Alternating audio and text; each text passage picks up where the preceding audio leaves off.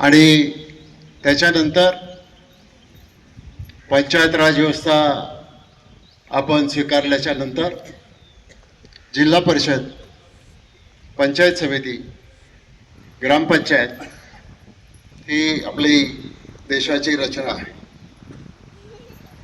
आणि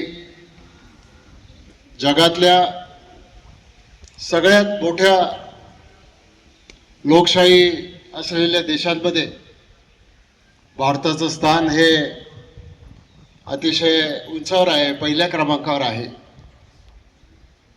आणि त्याचं एकमेव कारण भारतानं डॉक्टर बाबासाहेब आंबेडकरांनी आपल्याला जी राज्यघटना दिली त्या राज्यघटनेतल्या तरतुदींप्रमाणे करोडोपती असला काय आणि साधा एखादा सामान्य गरीब नागरिक असला काय, दोघांनाही एका मताचा अधिकार दिला आणि त्या मताच्या अधिकारामधून राज्याचं, देशाचं सरकार बदलण्याची ताकद आपल्याला दिली.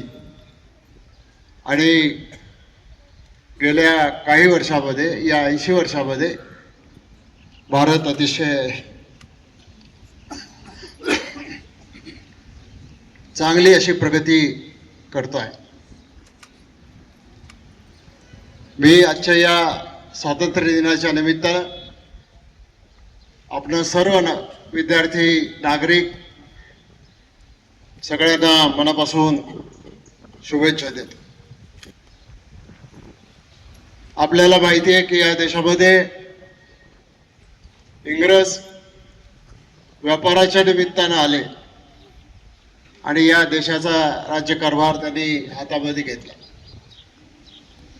स्वर्गीय महात्मा गांधी यांच्या नेतृत्वाखाली या देशाला स्वातंत्र्य मिळावं ही भूमिका घेऊन या देशामध्ये आंदोलन सुरू झालं आणि ते आंदोलन दीर्घकाळ चाललं.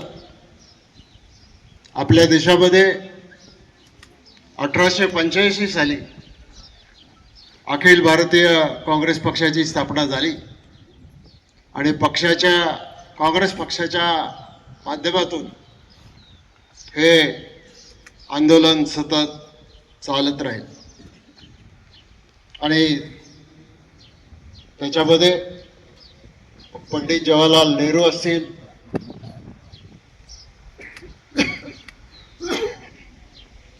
किंवा अनेक स्वातंत्र्य काळामधले स्वातंत्र्य सैनिक, राजकीय पक्षांचे पुढारी, अनेक विचारवंत, अनेक वृत्तपत्रकार यांनी सगळ्यांनी आपापली भूमिका बजावली आणि ज्यांनी ज्यांनी स्वातंत्र्य लढ्यामध्ये सहभाग घेतला त्यांनी जो त्याग केला त्या त्यागाची आठवण आपल्याला या आजच्या दिवसाच्या निमित्तानं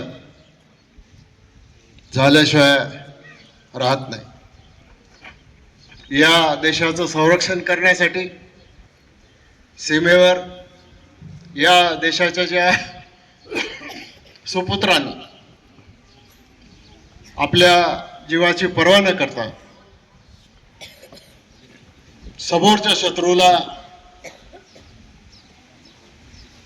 त्याच्या जागी ठेवण्यासाठी जे त्यांनी कर्तव्य केलं, काही लोकांनी बलिदान दिलं, त्या स्वातंत्र्य सैनिकांच्या योगदानाचा सुद्धा आपल्याला या ठिकाणी गौरव केला पाहिजे. तो गौरव आपण या ठिकाणी करत आहोत.